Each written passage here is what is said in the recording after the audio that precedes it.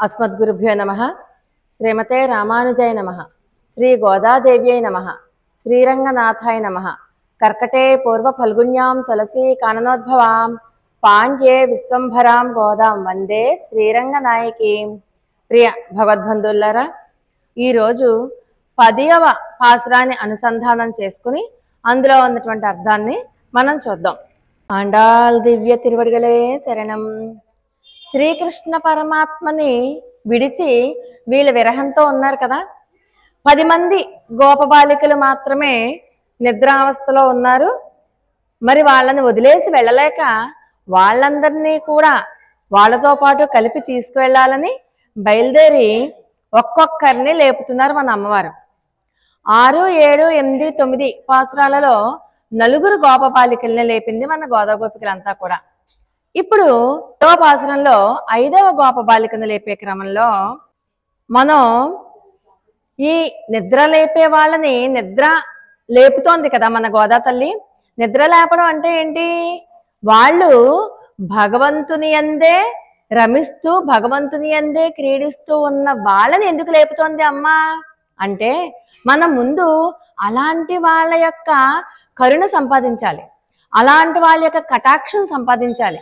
అలా వాళ్ళని మంచి చేసుకుందాం అనుకోండి, వాళ్ళ దగ్గర నుంచి మంచి మంచి విషయాలు వినొచ్చు కదా. వినడమే కాదు, పరమాత్మ వైపుకి ఎంత త్వరగా అడుగులు వేయొచ్చో మనకి వాళ్ళు చెప్తారు.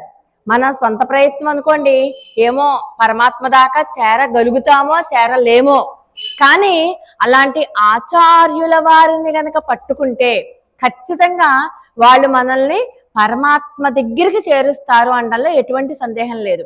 ఈ పడుకున్న గోపబాలికలందరూ కూడా ఒకానొక అవస్థలలో ఉన్నటువంటి వాళ్ళు. నిన్న మనం చెప్పుకున్నాం, భగవద్గీతలో మనం 2వ అధ్యాయంలో 4 స్థితులు 55, 56, 57, 58 శ్లోకాలలో ఒక ఆమెను లేపాం. ఇవాళ అటువంటి నిద్రా అవస్థలో ఉన్నటువంటి ఆమెని లేపుతున్నాం. మొన్నటిదాకా మనకి శబ్దాల గురించి చెప్పారమ్మ. పక్షుల కిలకిలారావాలు అన్నారు, వెన్న చిలికి నెయ్యి చిలికే శబ్దాలు అన్నారు, అవేవో రకరకాల శబ్దాలు. ఇప్పుడు శబ్దాలు మానేశారు. మానేసి కృష్ణుడితో వీళ్ళకున్నటువంటి అనుబంధం ఎంత గొప్పది అంటే, వీళ్ళు కృష్ణుడికి ఎంత క్లోజ్ గా ఉంటారు ఆ విషయాలు చెప్తున్నారు. అంటే కృష్ణుడికి బాగా దగ్గర అనుకోండి, మనకి మినిస్టర్లు బాగా క్లోజ్ అనుకోండి, మనకు కావాల్సిన పనులు అయిపోతాయి కదా. అలాంటి వాళ్ళు ముందు పెట్టుకుని వెళ్తే మనం ఏదనుకుంటే జరిగిపోతుంది కదా, ఆ పని మనకు సానుకూలం అవుతుంది. కాబట్టి వీళ్ళు కృష్ణుడికి బాగా దగ్గరగా ఉన్నటువంటి వాళ్ళు అనమాట. ఇప్పుడు పరమాత్మ దగ్గరికి వెళ్ళాలి అంటే ఒక్కొక్కరికి ఒక్కొక్క ప్రయాణం. మీరు పూజ భక్తి ద్వారా వెళ్తారు, మీరు ప్రేమ ద్వారా వెళ్ళొచ్చు, కొంతమంది జ్ఞానాన్ని పట్టుకుని వెళ్ళొచ్చు. ఒక్కొక్కరితో ఒక మార్గం. అందరూ పూజ చేసే విధానం ఒకలాగే ఉంటుందా? ఉండదు. ఎవరి పూజ వాళ్ళది. పూజ అన్నది పరమాత్మకి మనకి మధ్యలో ఉన్నటువంటి పర్సనల్ అఫైర్ అన్నమాట. ఒక్కొక్కరు ఒక్కొక్కలా పూజ చేస్తారు. ఇలాగే పూజ చేయాలి అని ఎన్ని గ్రంథాలు పెట్టినా, ఎన్ని పూజా విధానాలు పెట్టినా, పూజ అన్నది కంప్లీట్ గా మన పర్సనల్ విషయం అంతే. మనకు ఆ టైంలో కేవలం పరమాత్మ ముఖం చూస్తూనే ఉండాలనిపిస్తుంది. అది పూజే. అది పూజ కాదంటారా? పూజా విధానంలో ప్రతీదీ మనం చేస్తేనే పూజ కాదు. పరమాత్మకి మనం ఏం చేస్తే ఇష్టమో అది మన చేత చేయించుకుంటాడు. కాకపోతే దాంట్లో కొంచెం నియమాలు పాటిస్తూ వెళ్తాం. ఎప్పటి వరకు? మనకి పరమాత్మ అనుగ్రహం కలిగేంత వరకు. పరమాత్మ అనుగ్రహం కలిగిందా, కొన్ని వాటంతటా అవే దూరం అయిపోతాయి. సర్వకాల సర్వావస్థల ఎందులో కూడా ధ్యానావస్థలోనే ఉంటారు. ఇప్పుడు నిన్న మొన్న లేపిన గోపబాలికలు పడుకుని పూజ చేశారు. అది పూజ కాదా? మరి వాళ్ళు పడుకునే ధ్యానావస్థలో ఉన్నారు. వాళ్ళు మనకి నిద్రిస్తున్నట్టుగా ఉన్నారు, కానీ వాళ్ళు ధ్యానావస్థలో శ్రీకృష్ణునితోనే రమిస్తూ క్రీడిస్తూ ఆనందిస్తూ శ్రీకృష్ణలో లీనమైపోయి ఉన్నారు. మరి అది పూజ కదా? పూజే. అంటే ఆ స్థాయికి మనం కూడా వెళ్ళగలగాలి. వెళ్ళేంత వరకే నియమాలు, వెళ్ళాక ఏ నియమము ఉండదు. అలాంటి గోపబాలిక ఇక్కడ ఉన్నటువంటి గోపబాలిక ఇంకా విశేషమైనటువంటి గోపబాలిక. ఎలా అంటే, మనకి కృష్ణ పరమాత్మ ఎన్నో రకాలైనటువంటి పూజా విధానాలు నేర్పాడు భగవద్గీతలో. 12వ అధ్యాయమో 15వ అధ్యాయమో రకరకాలన్నీ నేర్పారు. అర్జునుడికి ఏమి ఎక్కలా. కృష్ణ నువ్వు చెప్పేది ఏమీ అర్థం అవట్లేదు కృష్ణ అంటే చివరికి ఒక్క మాట అన్నాడు ఆయన. సర్వధర్మాన్ పరిత్యజ్య మామేకం శరణం వ్రజ అహం త్వా సర్వ పాపేభ్యో మోక్షయిష్యామి మా శుచః అన్నాడు. అంటే నీకు ఇవేం అర్థం కాలేదు, వదిలే. జ్ఞానం వద్దు, కర్మభక్తి జ్ఞాన వైరాగ్యాలు ఇవేమి వద్దు, అర్థం కాలేదంటున్నావు, వదిలే. నువ్వు చేసేదంతా కూడా నాకు అర్పణ చేసే. నువ్వు ఏం చేసినా అన్ని వదిలేసి నన్నే పట్టుకో చాలు, నీకు నేను మోక్షం ఇచ్చేస్తాను అన్నాడు చివరికి. ఇంకా అంతకంట ఈజీ వే అంటే తేలికైన మార్గం ఎవరు చెప్తారు కదా. అందుచేత ఈ రోజు మనకు ఉన్నటువంటి గోపబాలిక చాలా విశేషమైనటువంటి గోపబాలిక. ఎలాంటిదంటే ఇంతమంది గోపికలు ఎందుకు ప్రయాణం అయ్యారు? కృష్ణ పరమాత్మ దగ్గరికి చేరుకుందామని. అంటే కృష్ణుడి కోసమే కదా వీళ్ళు వ్రతం చేస్తూ ఉన్నారు. కృష్ణ పరమాత్మని చేరుకోవాలని చెప్పి వీళ్ళందరూ వ్రతం చేస్తూ ఉంటే లోపల ఉన్న బాలికట ఆ వ్రతాలేమి నేను చేయను, నేనెందుకు చెయ్యాలి, నన్ను పట్టుకోవడానికి కృష్ణుడే వ్రతం చేసి నా దగ్గరికి రావాలి అనేటటువంటి బాలిక. అందరూ కృష్ణుడి కోసం పరిగెడుతుంటే కృష్ణుడు తన కోసం పరిగెత్తుకుని వస్తాడు అన్న నిష్ఠలో ఉన్నటువంటి గోపబాలిక. అందుకని హాయిగా నిశ్చింతగా ఏ చీకు చింత లేకుండా ఉంది. పైగా ఇవిడు ఎక్కడో ఉన్నట్టు పిల్ల కాదు, కృష్ణుడికి పక్కింట్లోనే ఉంటుందిట. అవసరమైతే కృష్ణుడు ఎప్పుడు కావాలంటే అప్పుడు గోడని తోసేసో లేకపోతే పడగొట్టేసో లేకపోతే గోడ మీద దూకో ఈజీగా వెళ్ళిపోవచ్చు. అంటే చాలా సులభంగా ఈ గోపబాలిక దగ్గరికి వస్తూ పోతూ ఉంటాడనమాట. అంత ఇద్దరికి అంత ప్రేమ, అంత క్లోజ్, అంత దగ్గరతనం. అలాంటి గోపబాలిక ఈ బాలిక. మరి పరమాత్మ కృష్ణుడు అంటే మీకు మొట్టమొదటి రోజు చెప్పాను. కృష్ణ అన్న మాటకి అర్థం ఏంటి? కృష్ణ అంటే నిరతిశయమైనటువంటి ఆనందాన్ని ఇచ్చేవాడు. కృష్ణుడు అంటేనే ఆనందం. కృష్ణ అన్నది ఒక మనిషిగా మనం చూడకూడదు, ఒక తత్వంగా చూడాలి. అన్నీ కృష్ణుడే. ఆనందము ఇచ్చేవాడు కృష్ణుడు, ఆనందాన్ని అనుభవించేవాడు కృష్ణుడు, మనల్ని ఆనందింప చేసేవాడు కూడా కృష్ణుడే. ఉపనిషత్తు అదే అంటుంది. ఉపనిషత్తు ఏమంటుంది? ఆనందం బ్రహ్మణో విద్వాన్. బ్రహ్మ యొక్క ఆనందాన్ని బ్రహ్మ అంటే 4 తలలున్న బ్రహ్మగారు కాదు, బ్రహ్మానందం అంటాం కదా. విపరీతమైన ఆనందం వస్తే ఏంటి అంత బ్రహ్మానందం అంటాం అంటే కదా. బ్రహ్మ అని వస్తే చతుర్ముఖ బ్రహ్మగారిని మనం ఆలోచించుకోకూడదు, పరబ్రహ్మ స్వరూపాన్ని మనం గుర్తుపెట్టుకోవాలి. పరబ్రహ్మ స్వరూపాన్ని కూడా బ్రహ్మము అంటారు. అలాగే ఏష హేవానందయాతి అంటే ఏంటి? ఆయనే ఆనందాన్ని ఇచ్చేవాడు. ఆయన ఇచ్చే ఆనందం నాకు ఇస్తాడు కదా, ఇంకా నేనెందుకు లేవడం? ఆనందాన్ని ఇచ్చేవాడు ఆయనే కాబట్టి ఆయన వచ్చి ఆయనే నన్ను లేపుతాడు.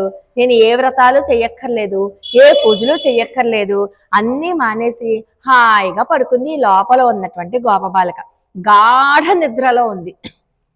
ఈ గోపబాలికని ఎలా లేపుతారో ఒక్కసారి పాసురాన్ని అనుసంధానం చేసుకుని అప్పుడు పాసురంలో ఉన్నటువంటి అర్థంలోనికి వెళ్దాం. ఆండాళ్ దివ్య తిరువడిగలే శరణం. నో తిచ్చువర్కం పుగిగిன்ற అమ్మనాయ్ மாத்தமுன் தாராரோ வாசல் திருவாதார் நாத்தத்துழாய் முடி நாராயணன் நம்மால் போத்தப்பறை தரும் புண்ணிய நாள் பண்டொரு நாள் கூத்தத்தின் வாய் வீழிந்த கும்பகரணனும் தோத்துமுனக்கே பெருந்தில் தான் தந்தானோம் ஆத்தவனந்தலுடையாய் அருங்கலமே தேத்தம்மாய் வந்து திரவேல் ஓரெம்பாவாய். ఆండాళ్ దివ్య తిరువడిగలే శరణం. అసలు పైన అర్థం ఒకసారి చూసుకుని అప్పుడు దాంట్లో ఉన్నటువంటి విశేషాలు కథలు ఏ ఉన్నాయో అవి చెప్పుకుందాం. నోత్తుచ్చు వర్గం దీంట్లో పిల్లట మనం చూడండి ఇంట్లో వ్రతాలు చేసుకుంటూ ఉంటాం. ఏదో సత్యనారాయణ వ్రతమో, వరలక్ష్మి వ్రతమో, లేకపోతే కేదారేశ్వర స్వామి వ్రతమో, బోళ్ళు పని ఉంటుంది. ఏదో మనకి మొక్కుకోవడమో, కోరిక తీరడం కోసమో, దేనికోసం మొక్కుకుంటాం కదా. అలాంటి వ్రతం చేసేసాక బంధువులు వెళ్ళిపోతారు, భోజనాలు అయిపోతే అన్నీ అయిపోతే ఒక్కసారి ఏమనిపిస్తుంది? నడుము వాలిస్తే బాగుంటుంది అనిపిస్తుంది, అవునా కదా. అంటే వ్రతం అంతా అయిపోయి ఫలితం మన దగ్గరికి వస్తే ఎంత నిశ్చింతగా పడుకుంటామో. ఈ పిల్ల అలా పడుకుందిట. వీళ్ళందరూ ఏమో మార్గశీర్ష వ్రతం స్నానం చేద్దాము, మార్గశీర్ష వ్రతానికి రండి అని చెప్పి మొదలు పెడదామని వెళ్తున్నారా. ఈ బాలిక వ్రతం కూడా అయిపోయి కృష్ణుడు కూడా అంటే ఫలితం కూడా తనకి దక్కేసింది కాబట్టి హాయిగా పడుకుంటారు చూసారా, అలా పడుకుందిట. ఇంకా అంటే మేము రాకముందే నోము నోచి దాని ఫలితం కూడా అనుభవిస్తున్నటువంటి దానిలాగా హాయిగా నిద్రిస్తోంది కదా లోపల ఉన్నటువంటి గోపబాలిక. ఏమ్మా మాటైనా పలకవా, ఒక్క మాట మాట్లాడు తల్లి. నువ్వు బహుశా ఓహో నువ్వు ఇలా పడుకున్నావు అంటే ఏంటి అర్థం, నారాయణుడే నీ దగ్గరికి వచ్చి వెళ్ళాడనమాట. తులసి పరిమళం మాకు తెలుస్తోంది, అందుకని నారాయణుడే వచ్చి వెళ్ళినట్లుగా మాకు తెలుస్తోంది. కాబట్టి ఓహో నువ్వు హాయిగా నిశ్చింతగా నీకు ఫలితం సంప్రాప్తించేసింది అనమాట. బహుశా ఆ కుంభకర్ణుడు పోతూ పోతూ ఆయన నిద్ర నీకు గాని ఇచ్చాడా ఏంటి? కుంభకర్ణుడు తెలుసు కదా, రావణాసురుడి తమ్ముడు. ఆయన పోతూ పోతూ ఆ నిద్ర నీకు ఇచ్చేసి వెళ్ళాడా ఏంటి? ఇంత దీర్ఘ నిద్ర ఏంటమ్మా నీకు? ఒక్కసారి నువ్వు లేచి ఆ మైకాన్ని వదిలించుకుని ఒక్కసారి వచ్చి నువ్వు తలుపు తీసి రామ్మా, అది మామూలు అర్థం. సరే నోము నోచి అని అన్నాం కదా.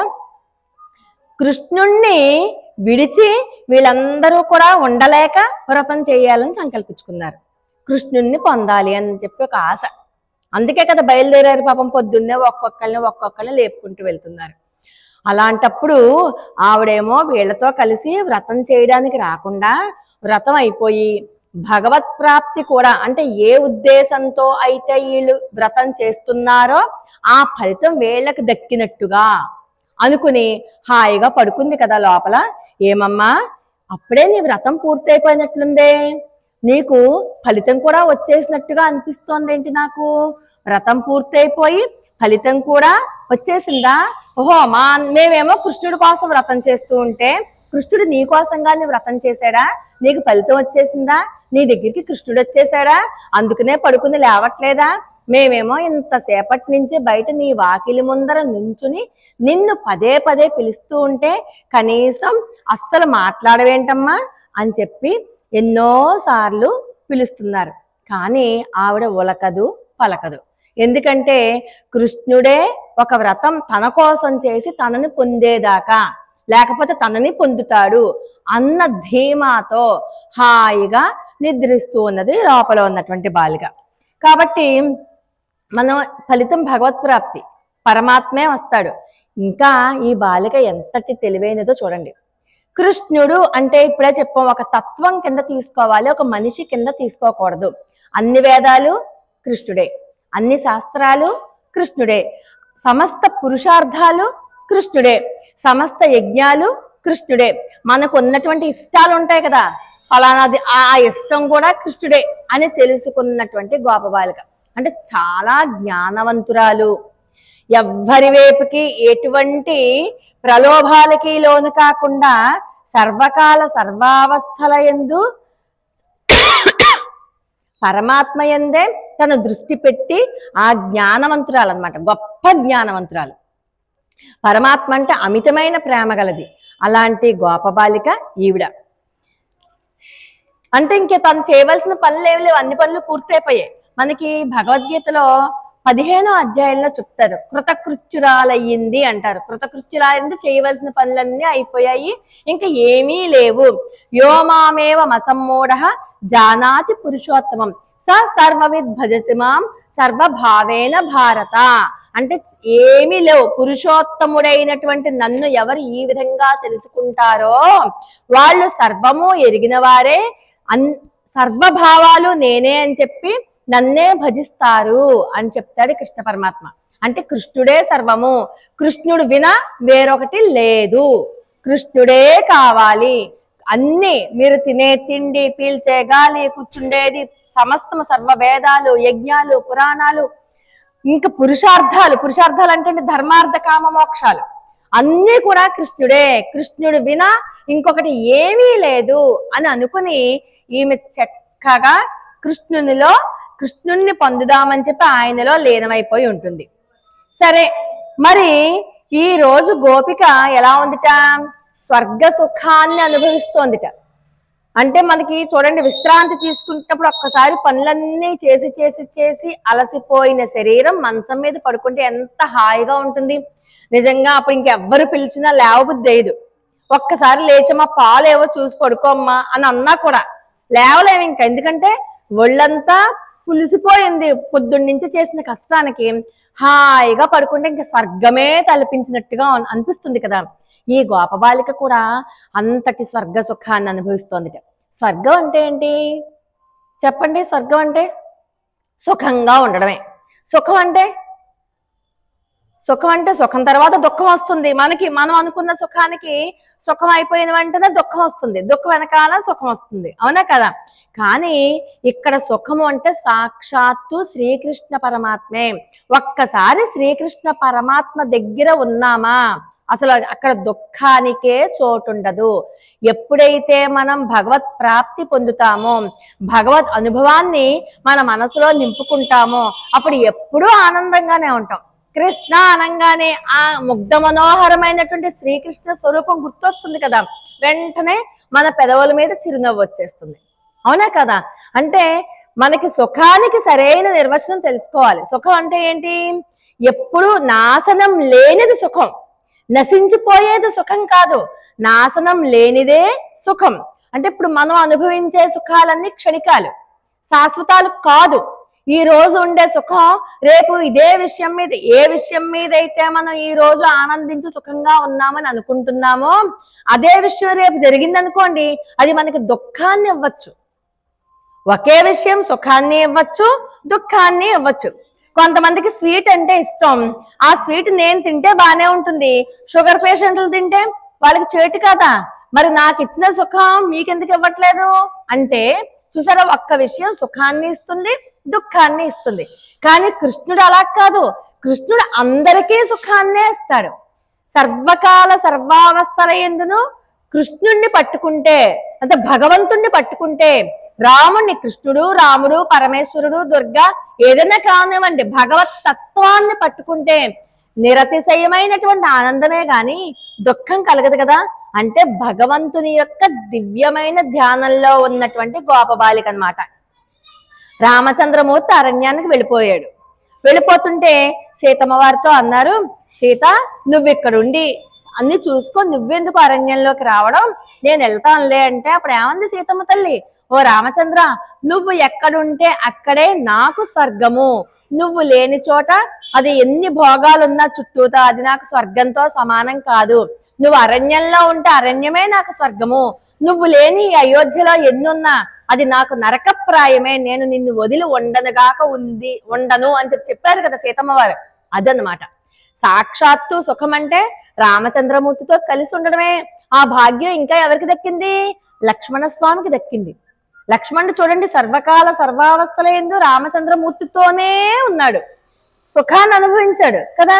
ఆ ఆత్మానందం కావాలన్నమాట. ఆ ఆత్మానందాన్ని అనుభవిస్తోంది ఈ రోజు ఉన్నటువంటి బాలిక. అంటారు, మా అత్తమున్ తారారు, అమ్మా తలుపులు తీయకపోతే మానే, కనీసం లోపల నుంచి ఓయనో వస్తున్నానర్రా ఆగండనో ఏదో ఒక మాట మాట్లాడాలి కదా. నువ్వు మాట్లాడితే మనకు ఉన్నటువంటి యాంగ్జైటీ తగ్గిపోతుంది. మనం చూడండి ఎన్నోసార్లు ఫోన్ చేసేస్తూ ఉంటాం, పలానా అమ్మాయి ఇంకా బస్ దగ్గరికి రాలేదు, టక టక టక టక ఫోన్ నొక్కుతావు, ఎంతకి తీదు.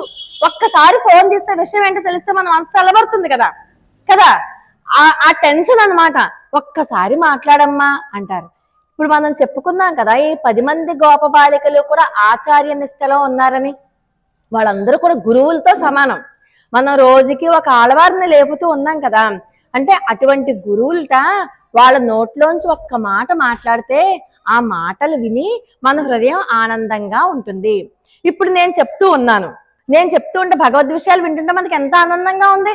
ఒక్క మాట అదే నేను ఇక్కడ మాట్లాడకుండా ఇలా మూతి బిగించుకుని కూర్చున్నాను, మీరందరూ ఉన్నారు ఇక్కడ, ఒక్క మాట కూడా మాట్లాడలేదు. మీరు ఏదో భగవద్ విషయం విందామని చెప్పి వచ్చారు, నేనేం మాట్లాడట్లేదు. మీకు ఎలా అనిపిస్తుంది? ఏంటి ఇంకా మాట్లాడట్లేదు, ఒక మాట అన్నా మాట్లాడచ్చు కదా, ఎంతమంది వచ్చాం మనం, కనీసం ఏదన్నా చెప్పచ్చు కదా, ఏదన్నా మాట్లాడచ్చు కదా, కృష్ణుడి గురించి 4 మాటలు అనిపిస్తుందా అనిపించదా? మనకే అలా అనిపిస్తూ ఉంటే మరి వాళ్ళు సర్వకాల సర్వావస్థల యందును కృష్ణుడితోటే ఉంటూ కృష్ణుని యొక్క మాటలు వినకపోతే ఎలా అనిపిస్తుంది వాళ్ళకి? అందుకని లోపల ఉన్నామే భగవద్ విషయం ఏమన్నా చెప్తుందేమో, కృష్ణుడి గురించి 4 ముక్కలు ఏమన్నా మాట్లాడుతుందేమో, అది గనక చెప్తే ఎంత బాగుంటుంది, మనకు ఉత్సాహంగా ఉంటుంది. వచ్చినందుకు ఉత్సాహంగా ఉండాలి కదా, ఆ ఉత్సాహంగా ఉంటుంది. కాబట్టి ఒక 2 ముక్కలు మాట్లాడమ్మా, నువ్వు తలుపు తెరవకపోతే మానే, కనీసం నీ మాటను మాకు వినిపించి ఆ నీ మృదుమధురమైనటువంటి మాటలు మా చెవిలో పడితే అవి కదూ మాకు ఆనందాన్ని ఇస్తాయి, ఒక్క మాట మాట్లాడమ్మా అంటున్నారు. ఈవిడికి ఒక అనుమానం వస్తుంది, ఏంటి ఎంతసేపు ఇలా అంటున్నారు, కొంపతీసి కృష్ణుడు కానీ నా దగ్గర ఉన్నాడు అన్న విషయాన్ని వీళ్ళు ఏమన్నా తప్పుగా అనుకుంటున్నారేమో, కృష్ణుడితో కలిసి ఉన్నట్లు భావించి వీళ్ళు అన్నిసార్లు అడుగుతున్నారా ఏంటి అని ఈవిడికి లోపల ఉన్నవాడికి అనుమానం వస్తుంది. ఎందుకు అనుమానం వచ్చింది? వీళ్ళకిట తులసి పరిమళం ముక్కు పుటాలకి తాకుతోందిట. తులసి ఎవరికి ఇష్టం? మనం జనరల్ గా తులసి అంటే శ్రీమన్నారాయణుడు, అంతే కదా. స్వామికి తులసి అంటే చాలా ఇష్టం కాబట్టి తులసి పరిమళం ఎక్కడుంటే అక్కడ నారాయణుడు ఉన్నాడు అనే కదా. నాత్తొళాయముడు నారాయణన్. ఈ రోజు నామం చూడండి, నేను మళ్ళీ తర్వాత అడుగుతాను. నారాయణన్, నారాయణ అన్న నామం. నారాయణుడు కానీ వచ్చేసాడా? నారాయణుడు అంటే మళ్ళీ మనం ఫస్ట్ లోకి వెళ్ళిపోవాలి. మొట్టమొదటి పాసరంలో నారాయణనే నమక్కే పరై తరువాన్ అని మొట్టమొదటి పాసరంలో చెప్పుకుందాం. నారాయణుడు అంటే ఏంటి? పాలు. మర్చిపోయారా? పాలు. పాలంటే అంతటా నిండి ఉన్నవాడు కదా నారాయణుడు. పాలల్లో నెయ్యి, వెన్న ఇన్ని ఉన్నాయి. పెరుగు ఎక్కడున్నాయి? కనబడుతోందా? కనబడట్లేదు, కానీ ఉన్నాయి పాలల్లోనే. అలాగే నారాయణుడు అంటే ఉన్నాడు, ఇక్కడ ఎక్కడో ఉన్నాడు. నారాయణుడు ఉన్నాడు ఇక్కడ, మైకులోను, మీలోను, నాలోను, పుస్తకంలోను, ఇక్కడ కూర్చున్నటువంటి ప్రతి అణువులోనూ కూడా నారాయణుడే ఉన్నాడు. ఏమో ఏ రూపంలో వచ్చి మనం ఏం చెప్పుకుంటున్నామో కబుర్లు వింటున్నాడో అవును తెలియదు కదా మనకి. అంటే నారాయణుడు ఉన్నాడు. అదేంటి నారాయణుడు ఉన్నాడు అంటున్నారు? కనిపించట్లేదు. కనిపించడు కదా నారాయణుడు అంటే. సర్వవ్యాపకత్వాన్ని సూచిస్తుంది నారాయణ మంత్రం.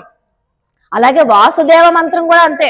వాసుదేవ, ఓం నమో భగవతే వాసుదేవాయ అన్నాం అనుకోండి, వాసుదేవుడన్నా నారాయణుడు అన్నా ఈ రెండు నామాలు సర్వవ్యాపకత్వాన్ని సూచిస్తాయి. ఇందుగలడందులేడని సందేహము వలదు చక్రి సర్వోపగతుండు, ఎందెందు వెదికి చూచినా అందందే గలుడు దానవాగ్రని. వింటే, నువ్వు వినాలి అనుకుంటే, నువ్వు చూడాలి అనుకుంటే ఇక్కడ అక్కడ అని కాదు, ఎక్కడైనా ఉన్నాడు నారాయణుడు అంటాడు ప్రహ్లాదుడు హిరణ్యకశిపునితో. అవునా కదా? అంటే నారాయణుడు వచ్చేసాడు అని మీకెలా తెలిసింది? అదిగో తులసి పరిమళం మాకు తెలుస్తోంది. తులసి పరిమళంతో అంటే తులసి మాలలు వేసుకున్నటువంటి నారాయణుడు నిన్ను గాని వచ్చి ఒక్కసారి గట్టిగా కౌగిలించుకుని వెళ్ళిపోయి ఉంటాడు. అందుకని ఆ తులసి పరిమళం మనకు కూడా అంటుకుంటుందిగా. మనం తులసి మాల వేసుకోక్కర్లేదు. నారాయణ మనల్ని గట్టిగా తీసుకున్నాడు అనుకోండి దగ్గరికి, ఆయనకి పెట్టుకున్నటువంటి తులసి మాల మనకే అంటుకుంటుందిగా. మన శరీరం కూడా పరిమళ భరితంగా వాసన వస్తుంది కదా. ఈ వాసన బయటికి దాకా వస్తుందిట. అదిగో మాకు తులసి పరిమళం మాకు తెలుస్తోంది. ఆ భగవద్ వ్యామోహము అనే పరిమళం మాకు తెలుస్తోంది. అమ్మవారు అలా పడుకుంటే పరమాత్మ యందే ఆమె సర్వకాల సర్వావస్థలందు ధ్యానంలో ఉన్నటువంటి ఆ భంగిమను చూసి ఈవిడ ధ్యానంలో పరమాత్మతో రమిస్తూ క్రీడిస్తూ ఉంది అన్న విషయం వీళ్ళకి తెలిసిపోయిందిట. అది ఎలా చెప్తున్నారు? తులసి పరిమళం మాకు తెలుస్తోంది. నిన్నే అనుకున్నాం మనం, పరిమళం అంటే అనుష్ఠానము, జ్ఞానము అనుష్ఠానము రెండు ఉన్నవాళ్ళు ఈ గోపబాలికలు అందరూ కూడా. ఈవిడ కూడా తులసి పరిమళం నువ్వు దాచుకోవాలన్నా దాగదు కదా. పరిమళం దాగుతుందండి. దేనైనా ఒక పెట్టెలో పెట్టి మూతేసేస్తుంటే వస్తుందా పైకి? పరిమళం వస్తుంది. పరిమళం అనేది ఒక పెట్టెలోనో బీరువాలోనో వేసేసి మూటగట్టి పెట్టేది కాదు కదా. తులసి పరిమళం అక్కడెక్కడో పూజ చేస్తుంటే 4 వీధుల అవతలకు వస్తుంది తులసి పరిమళం. అవునా కదా? ఆ పరిమళాన్ని ఎలా దాస్తాం అంటే నీకు ఉన్నటువంటి భగవద్ వ్యామోహము, శ్రీకృష్ణ వ్యామోహము దాచుకుందామన్నా దాగేది కాదు. అది మాకు తెలిసిపోతోంది. అమ్మా, కృష్ణ పరమాత్మని వదులు, కృష్ణుణ్ణి మాకు కూడా మమ్మల్ని కూడా కృష్ణుడి దగ్గరికి చెయ్యి. అంతేకాని నువ్వొక్కదానివి పడుకుని ఆ కృష్ణ ఆనందాన్ని నువ్వొక్కదానివి అనుభవించడం కాదు, మా గోష్ఠిలో కలు, మమ్మల్ని కూడా శ్రీకృష్ణ పరమాత్మ దగ్గరికి చేర్చు, అది కదా నీ బాధ్యత అంటూ నమ్మాళ్ పోత పరైతరం పుణ్యనాళ్. అదేంటర్రా, ఇక్కడ మీకు తులసి పరిమళం వస్తోంది అంటున్నారు, కానీ ఇక్కడ ఏమీ లేడు కృష్ణుడు. వాడు కృష్ణుడు కాదు, నారాయణుడు. అందుకే అన్నారు నారాయణుడు కంటికి కనిపించడు, అన్ని చోట్ల ఉంటాడు కాబట్టి. ఆయన చాలా మంచివాట. చిన్న మాట మాట్లాడంగానే మా స్వామి ఆలయంలోకి వస్తే చాలుట, ఏది కావాలంటే అది ఇచ్చేస్తాట. కాబట్టి చాలా మంచివాడు. అందులోనూ ఆడవాళ్ళంటే అమితమైన ప్రీతి ఆయనకి. కాబట్టి చిన్న మంగళం పాడంగానే ఏముంది, శ్రేయకాంతాయ కళ్యాణ నిధయేర్ధినాం అంటూ మంగళం పాడతాం కదా. మంగళం పాడంగానే మనకి ఏది కావాలంటే అది ఇచ్చేస్తాడు. మంగళం ఎప్పుడు పాడతామండి? పూజ అంతా అయిపోయాక చివర్లో మంగళహారతి ఇస్తాం. మన పూజ అంతటికి ప్రతిఫలమే మంగళహారతి. మంగళహారతి ఇవ్వకుండా పూజ మనం పూర్తి చేయరు. అలాగే మనం కూడా చూడండి, ఏదైనా వ్రతం చేసుకున్నా, పెళ్ళిళ్ళు, ఒడుగులు ఇలాంటివి చేసుకున్నా కూడా పీటల మించి లేపేటప్పుడు మంగళహారతి ఇచ్చి లేపుతారు, అవునా కదా? అంటే అన్నింటికి గొప్ప ప్రతిఫలం మంగళహారతే. అందుకని మేము చిన్న స్వామి నువ్వు బాగుంటే చాలు, అయ్యో నీ కరుణా కటాక్షాలే మాకు కావాలి అని ఏవో 4 మంచి మాటలు మాట్లాడితే చాలు, స్వామి మనం కోరిన కోరికలన్నీ తీర్చేస్తాడు. అడిగిందే తడవుగా ఏది కావాలంటే అది ఇచ్చేసేటంతటి ఉదార స్వభావుడు కృష్ణుడు. అటువంటి నారాయణుడు, అటువంటి పుణ్యమూర్తి, అటువంటి కృష్ణం ధర్మం సనాతనం అంటాం. కృష్ణుడే సాక్షాత్తు సనాతన ధర్మము, సనాతన ధర్మమే కృష్ణుడు, కృష్ణుడే సనాతన ధర్మము. అటువంటి కృష్ణుణ్ణి మాకు కూడా దగ్గర చెయ్యి, మమ్మల్ని కూడా ఆయన దగ్గరికి తీసుకెళ్ళిపో అని చెప్తూ ఇంకా ఏమంటారు, కూత్తత్తిన్వాయ్ వీళ్ళింద కుంభకర్ణనం. ఏంటమ్మా మేము ఇంతలా అరుస్తున్నాం కదా బయట నుంచి, కుంభకర్ణుల్లా పడుకుందాం. మన ఇళ్లలో చూడండి ఎవరైనా నిద్రపోతుంటే ఏంటా నిద్ర కుంభకర్ణుల్లాగా అంటాం. ఆ కుంభకర్ణుడు పోతూ పోతూ నిద్ర నీకు గాని ఇచ్చేసిపోయాడా ఏంటి? ఎన్నిసార్లు పిలిచినా ఇంత దీర్ఘ నిద్ర ఏంటి? దీర్ఘ నిద్ర. కుంభకర్ణుడు 6 నెలలు పడుకుంటాడు, అవునా కదా? అందుచేత అంత నిద్ర నువ్వు నిద్రపోతున్నావేంటి? నిద్రలో మీ ఇద్దరు పోటీ పెట్టుకున్నారా ఏంటి? బహుశా కుంభకర్ణుడు ఓడిపోయి ఉంటాడు, నువ్వే నిద్రలో గెలిచావేమో, అసలు పక్కే వదలట్లేదు, ఇంతలా నిద్రపోతున్నావేంటి? ఆనాడు కుంభకర్ణుడు తను ఒక్కడే సీతమ్మ ఒక్కదాన్నే పరమాత్మ నుంచి వేరు చేశాడు. కానీ నీ నిద్ర ఉంది చూసావా, ఇలా నిద్రపోతుంటే ఆవిడ నిద్ర లేచి బయటికి వస్తేనే వీళ్ళందరూ కృష్ణుడి దగ్గరికి వెళ్ళగలరు. ఆవిడ నిద్రలోంచి రాకపోతే వీళ్ళు కృష్ణుడి దగ్గరికి ఎలా వెళ్ళగలరు? ఆ రోజు సీతమ్మ తల్లి ఒక్కరితే రామచంద్రమూర్తికి దూరం అయింది. ఈనాడు నీ నిద్ర వల్ల ఎంతమంది కూడా కృష్ణుడికి దూరం అయిపోతున్నాం. నీ నిద్ర వల్ల ఎంతమందికి కృష్ణ విరహం కలుగుతోందో చూసావా? ఆవిడైతే ఇంకా ఆ కుంభకర్ణుడేనయ్యో ఒక్కళ్ళకే విరహం కలిగించాడు. నువ్వు ఉన్నావు చూసావా, మమ్మల్ని అందరినీ కూడా కృష్ణుడి దగ్గరికి వెళ్ళనివ్వట్లేదు. ఇదేమి నిద్రమ్మా, నిద్ర నుంచిలే అంటారు. ఇక్కడ 2 ఉపమానాలు ఉన్నాయి. ఒక పక్క నుంచి కుంభకర్ణుడు అంటూ తామసుడైనటువంటి రాక్షసుడితో పోలుస్తూ ఆవిడ్ని అధిక్షేపిస్తున్నట్టుగా ఉన్నప్పటికీ పైకి ఇంకొకటి ఏంటంటే, కుంభకర్ణనం అంటే అగస్త్య మహర్షికి కుంభకర్ణుడు అని పేరు. అగస్త్య మహర్షి అందరిలాగా పుట్టలేదు, ఆయన కుండలోంచి పుట్టాడు. ఆయన కుండలోంచి పుట్టాడు అగస్త్య మహర్షి, అందుకని కుంభంలోంచి వచ్చాడు కాబట్టి కుంభకర్ణనం అంటారు ఆయన్ని. అటువంటి అగస్త్య మహర్షి వింధ్య పర్వతం యొక్క అహంకారాన్ని అణిచేశారు. వింధ్య పర్వతానికి అహంకారం వచ్చింది. తను మేరు పర్వతం హైయెస్ట్, బాగా ఎత్తుగా ఉంటుంది, దానికంట ఎత్తుగా వెళ్ళిపోవాలని చెప్పి వింధ్య పర్వతం పెరిగిపోయిందంట. పెరిగిపోతే ఎప్పుడైతే వింధ్య పర్వతం పెరిగిపోయిందో సూర్య గమనానికి ఆటంకం ఏర్పడింది. సూర్యుడు ఉదయించాలి అస్తమించాలి కదా, అవేం జరగట్లేదు, అడ్డొచ్చేసాడు, అంత ఎత్తుకు ఎదిగిపోయాడు. అప్పుడు పరమేశ్వరుని యొక్క ఆజ్ఞను అనుసరించి అగస్త్య మహర్షి ఏం చేశారంటే, వింధ్య పర్వతం దగ్గరికి వచ్చి అటు వెళ్ళాలంటే, పర్వతం దాటి వెళ్ళాలంటే పర్వతం అడ్డు ఉండకూడదు కదా, మరి సాక్షాత్తు అగస్త్య మహర్షి ఆదేశిస్తే గౌరవం ఇవ్వాలి కదా మహర్షులకి. వెంటనే అగస్త్య మహర్షి వచ్చారని చెప్పి కిందకి దిగింది. ఇలా కాదు, ఇంకా కిందకి దిగిపో అన్నారు. నేను వెళ్ళాలి అలాగా, నువ్వు ఎంతవరకు దిగ్గలవో అంతవరకు కింద దాకా దిగిపో అంటే వంగిపోయింది. అటు వెళ్ళిపోయి, నేను వచ్చేదాకా ఇక్కడే ఉండి, నేను దక్షిణానికి వెళ్తున్నాను, నేను వచ్చేదాకా నువ్వు ఇలాగే ఉండు, వచ్చాక అప్పుడు లెగుద్దు వెళ్ళి పైకి అన్నాడు. వెళ్ళిపోయాడు, మళ్ళీ రాలేదు ఆయన.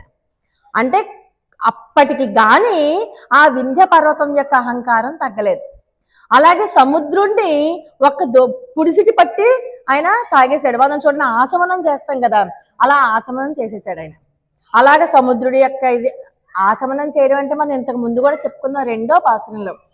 సముద్రం అంటే ఏంటి? శృతి సాగర, వివిక్త శృతి సాగర. వేద వాంగ్మయం అంతా సముద్రంతో పోల్చారు మన ఆండాళ్ళ తల్లి. వేద వాంగ్మయం సకల ఉపనిషత్తులు అన్ని కూడా సముద్రాలతో పోల్చారు. అటువంటి వేద వాంగ్మయాన్ని ఆయన మన ఆచమనం చేసినంత తేలిగ్గా ఆయన చేసేసారు. ఆచమనం చేసినంత తేలిగ్గా చక్కగా తాగేశారు ఆయన. అదొకటి. ఇంకొకటి ఏంటంటే ఎల్వలుడు వాతాపి అనే ఇద్దరు రాక్షసులు ఉన్నారు. వాళ్ళు ఏం చేసేవారు? వాతాపి ఏమో ఏ రూపం కావాలి అంటే ఆ రూపంలోకి మారిపోతాడు. ఎల్వలుడికి మృత సంజీవని విద్య వచ్చు. వాళ్ళిద్దరు కూడా రాక్షసులు. వాళ్ళు హాయిగా కూర్చుని దారిపోయే బాటసారిని చంపి తినాలి. చంపుతుందా, నిన్ను చంపేసి తినేస్తుందా అంటే ఎవరు వస్తారు? రారు కదా. వీళ్ళు ఏం చేస్తారు? చక్కగా బ్రాహ్మణుల్లాగా వేషం వేసుకుని, ఎల్వలుడేమో ఉన్నాడు, వాతాపి ఏం చేశాడు? మేక కింద లేకపోతే ఏదో జంతువు కింద మారిపోవడం. అటు ఇటు బాటసార్లు వెళ్తూ ఉంటారు కదా, వెళ్తూ ఉంటే భోజనం పెడతాను రండి అని చెప్పడం. ఏ మేక ఉంటే ఆ మేకని కట్ చేసేసి వండేసి పెట్టేయడం. తినేస్తారు కదా బాటసారి. తినేశాక మృత సంజీవిని విద్య వచ్చు కదా ఎలవలుడికి. ఆ మృత సంజీవిని విద్యతోటి కడుపులో ఉన్నటువంటి వాతాపిని బయటికి తీసుకొచ్చేవాడు. ఎలా వస్తాడు? పొట్ట చీల్చుకుని వస్తాడు. పొట్ట చీల్చుకుని వచ్చినప్పుడు వాడు చచ్చిపోతాడు కదా. చచ్చిపోతే అప్పుడు ఇద్దరు రాక్షసులు వాడిని తినేసేవారు. ఇదే డ్యూటీ రోజు, వాళ్ళకి ఇదే పని. బాటసారి రావడం, మేకను వండి పెట్టడం, ఎల్లవలుడేమో మృత సంజీవిని విద్య పఠించడం, కడుపులోకి వెళ్ళిపోయినటువంటి వాతాపి బయటకు వచ్చేయడం, చచ్చిపడి ఉన్నటువంటి ఆ బాటసారులను తినేయడం. ఇది అగస్త్య మహర్షికి తెలుస్తుంది. ఆయన వస్తాడు. ఆయన వస్తే అప్పుడు ఏం చేస్తారు? అందరిలాగా అగస్త్య మహర్షిని పిలిచారు. మహర్షులకి తిండి విషయంలో మహర్షులకి భేదభావం ఉండదు. వాళ్ళంతా పరబ్రహ్మాన్ని చూస్తారు. మహర్షి దగ్గర కూడా అదే ట్రిక్ ప్లే చేశాడు. మహర్షి ఏం చేశారు?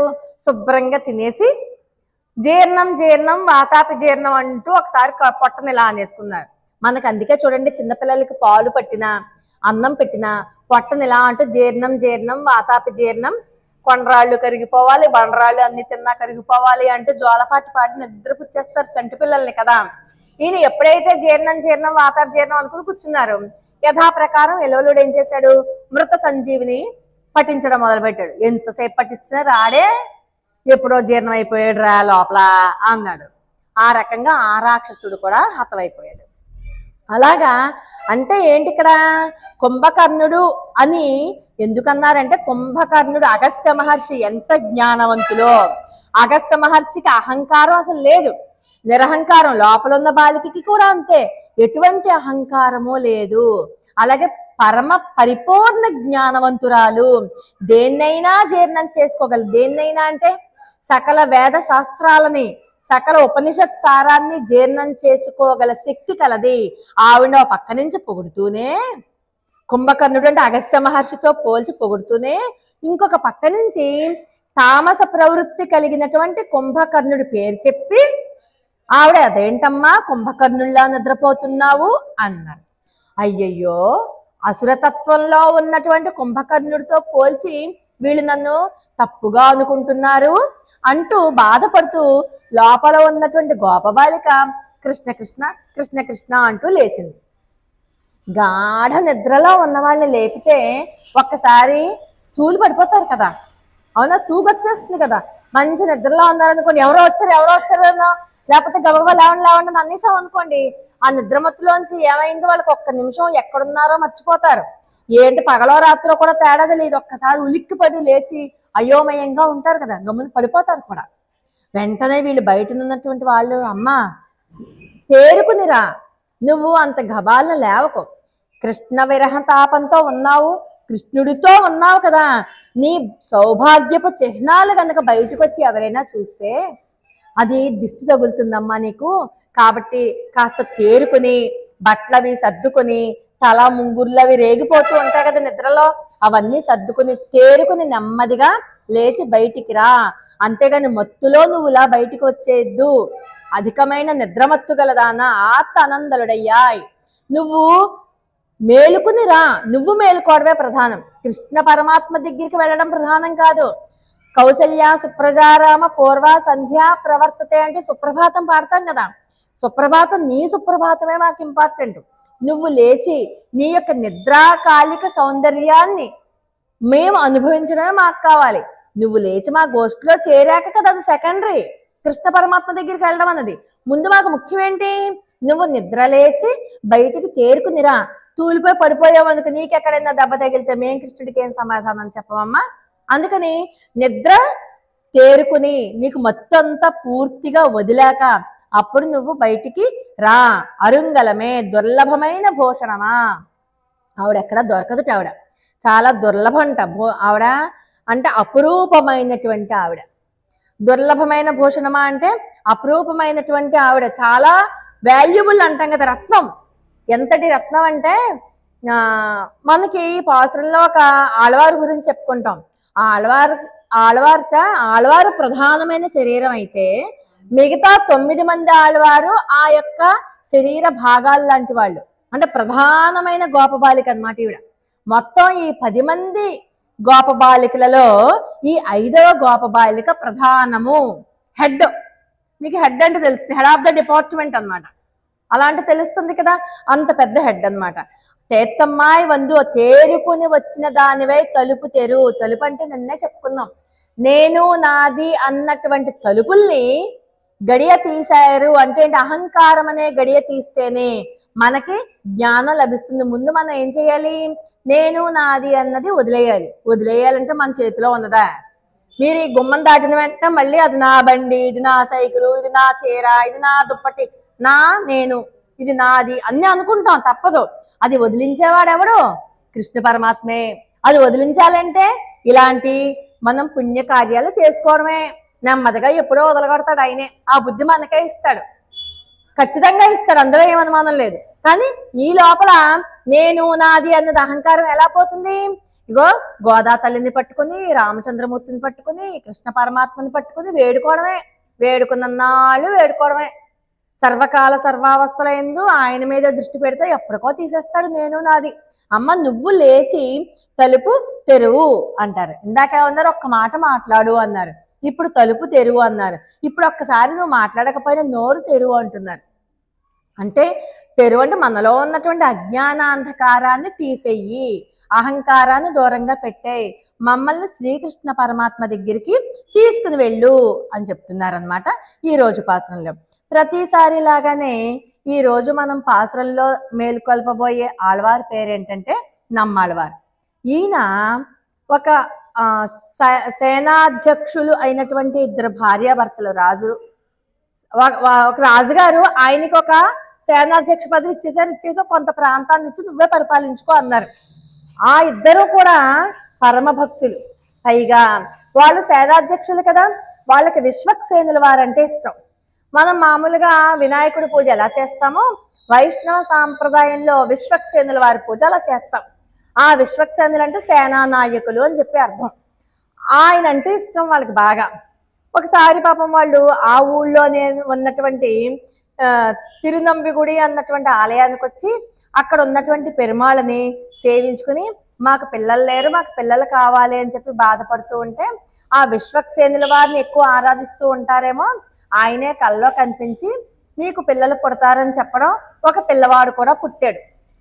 పుడితే నిన్న మనం చెప్పుకుందాం చూడండి, పిల్లవాడు మాట్లాడో తిండో పాలు తాగడో అని. ఈయన పరిస్థితి అదే. ఈయన ఏకంగా కళ్ళు కూడా తెరవలేదు. కళ్ళు తెరిచి చూడంగానే అయ్య బాబా కలి అప్పటికే ప్రవేశించేశాడు. అందుకని చెప్పి ఇలాంటి లోకాన్ని నేను చూడనని చెప్పి వెంటనే కళ్ళు మూసేసుకున్నాడు. కళ్ళు తెరవడు, పాలు తాగడం, ఏడవడు.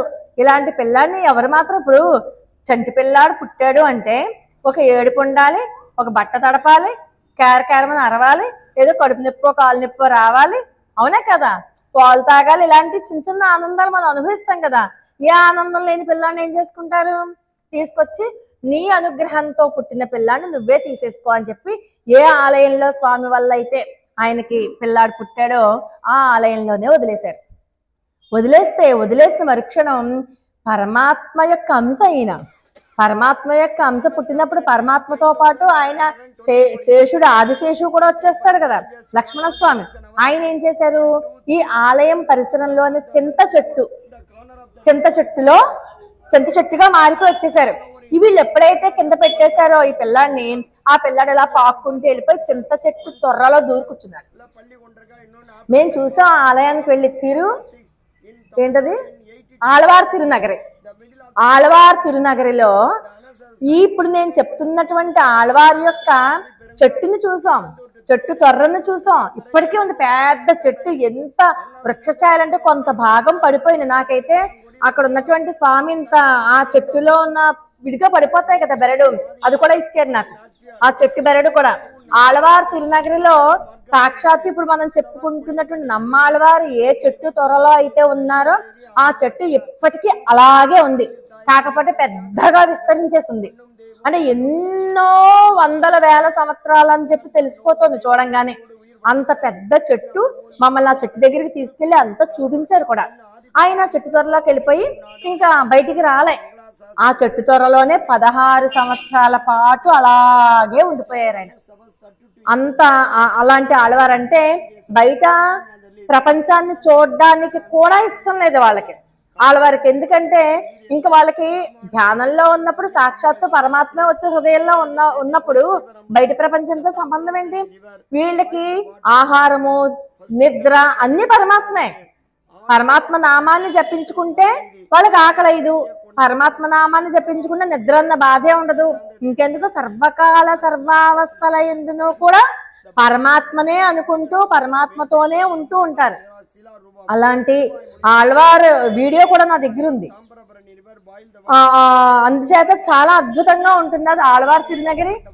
మనిషిగా పుట్టిన వాళ్ళు ఎవరైనా సరేట ఒక్కసారైనా సరే ఆళ్వార్ తిరునగరిని సేవించుకోవాలట. అక్కడికి వెళ్తే 108 దివ్య తిరుపతిలో చూసినంత ఫలితం వస్తుందట. ఫలితం మాట సంగతి అలా ఉంటే ఖచ్చితంగా ఆ ఆళ్వారు ఉన్నటువంటి ఆ చెట్టుని సేవించుకోవడానికైనా వెళ్ళాలి. అంత గొప్పగా ఉంది అక్కడ. అంటే అది చెప్పాను కదా మీకు, శరీరం లాంటిది. ఈ ఆళ్వారు శరీరం లాంటి వాళ్ళు. మిగతా ఆళ్వార్లందరికీ కూడా ఈయన శరీరం ఉంటేనే కదా అవయవాలు ఉంటాయి. శరీరం అంటే ఏర్పడాలి కదా అవయవాలు ఉండాలంటే. అంటే మిగతా ఆళ్వార్లంతా అవయవాలు అయితే ఈయన శరీరం మెయిన్ పార్ట్. అంత గొప్ప ఆళ్వారు ఈయన. అందుకని చెప్పి ఈ రోజు మనం లేపబోయేటటువంటి గోపబాలిక ఎవరు చెప్పండి? నమ్మాళ్వారు. ఈ రోజు నామం ఏంటి? అరుంగలమే.